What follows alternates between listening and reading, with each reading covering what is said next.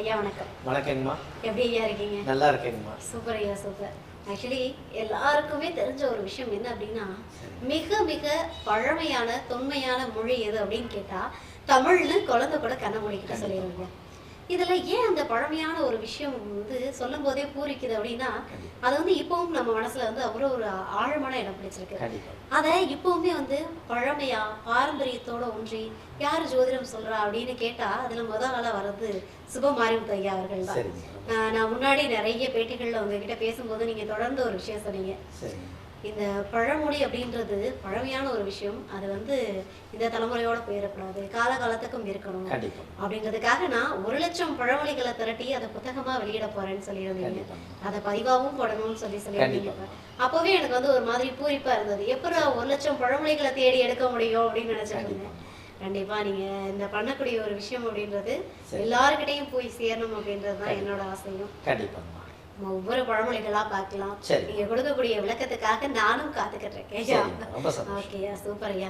முதல்ல நீங்க சொன்ன ஒரு அழகான ஒரு பழமொழி அப்படின்னா, தாயை போல பிள்ளை, பிள்ளைய போல தாய் போல் பிள்ளை, நூலை போல சேலை. தாய் போல பிள்ளை, நூலை போல சேலை அப்படின்னு இந்த பழமொழியை நான் யதார்த்தமா நிறைய பேர்கிட்ட கேட்டிருக்கேன். ஆனா அதுக்கான விளக்கம் எனக்கு சரியா தெரியாது. சோ அது உங்ககிட்ட இருந்து நம்ம நேர்களுக்காக கொண்டு போய் சேர்க்கலாம். அனைவருக்கும் வணக்கம். பாரம்பரிய திருவள்ளுவர் குல வம்சம் பிரசன்ன ஜோதிடர் சுபமாரிமுத்து திருப்பூர்லேருந்து இந்த பதிவு உங்களுக்காக.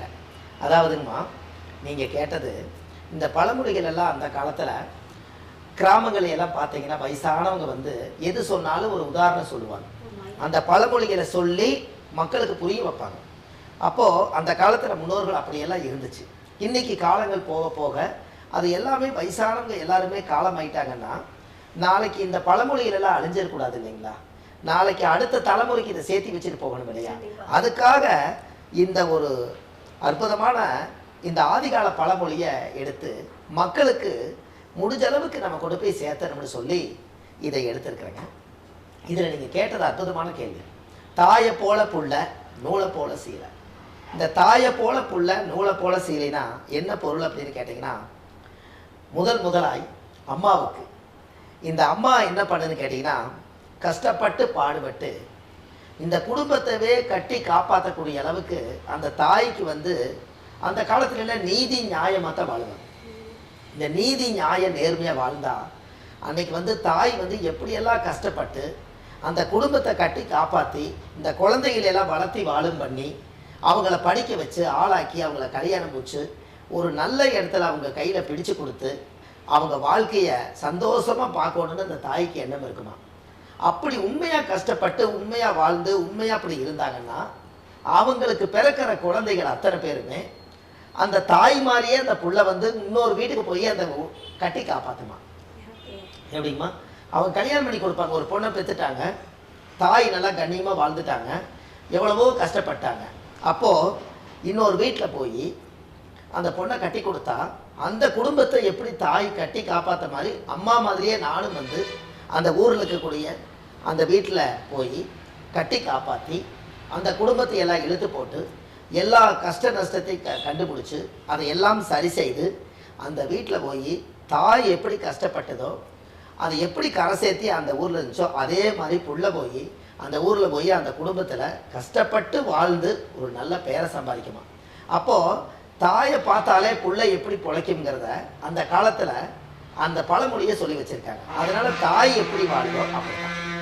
இதே தாய் பார்த்தீங்கன்னா நம்ம முன்னோர்களுடைய வம்சாவளியில் அந்த தாய் ஏதாவது ஒரு வகையில் அந்த தாய்க்கு ஒரு வாழ்க்கையில் ஏதோ ஒரு இடைஞ்சல் இருந்து வாழ்க்கையில் நல்லாவே இல்லை, சரியாக சிறப்பாக வாழலினாலும் இதே மாதிரி அந்த தாயுடைய பிள்ளைகளுக்கு அந்த சிறப்பு இருக்காதான்.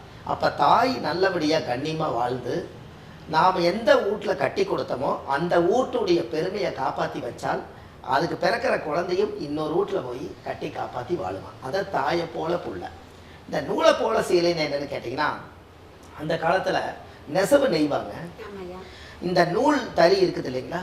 இந்த தறி அந்த காலத்தில் பாவுணர்த்தி அந்த தறியில் இருக்கிற நூலெல்லாம் சிக்கல் எடுத்து அந்த நூல் எந்த அளவுக்கு திடகாத்திரமாக எந்த அளவுக்கு வர்ணம் பூசி எந்த அளவுக்கு டிசைனாக இருக்குதோ அந்த அளவுக்கு அந்த வர்ணம் எப்படி நூல் தரமாக இருக்குதோ அதே மாதிரியே சேலையும் அந்த மாதிரி உருவாயிருமா.